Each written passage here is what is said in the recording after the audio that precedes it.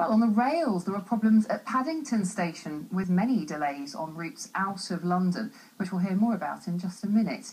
Many of these problems have been caused by a project which ran over the weekend, the latest phase of work at Reading's new railway station. Well, Joe Campbell reports on how the reopening went this morning. A brand new station. Apologise to passengers for all the delays and cancellations this morning. But the same old delays. There's an escalator on the other side, go down over the other side. Thank you. Staff were doing their best to help, but there was only so much they could do for travellers like the Barrow family arriving on one of the delayed trains. Useless. To be expected at this time after the weekend.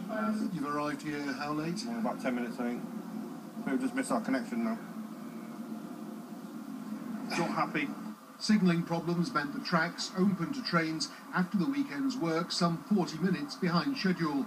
Quite a headache for the man in charge. There's obviously tension in the air the moment you have any delay. Where everybody's focused on getting a good passenger experience, and we work very collaboratively with the train company, and we're pleased to say that we've overcome those problems. Network Rail has done a great job in getting the work done over this weekend in a really packed timescale.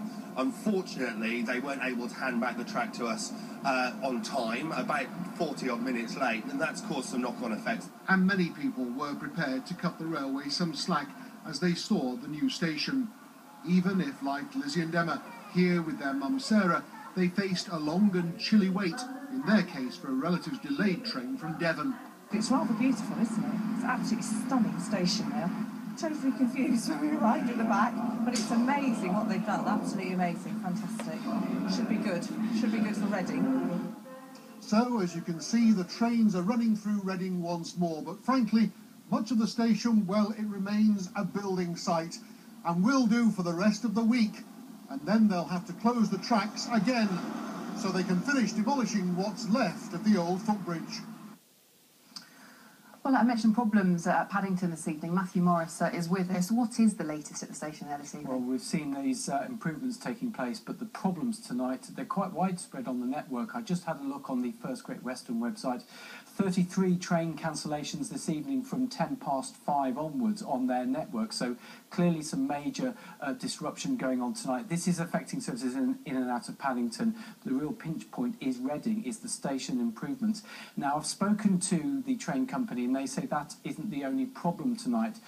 The engineering works have overrun, but there have also been signal problems and some broken down trains on the network.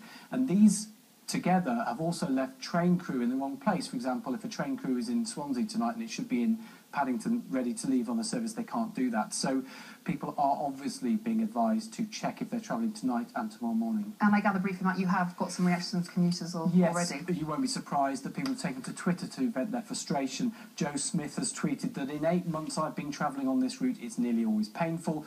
So many cancelled trains from Paddington this evening, writes another person. And then Nicola Jones says, now I've heard it all. Trains cancelled from Ealing to Slough due to staff shortages. We pay enough to double staff. OK, thanks very much for that update. Thank you.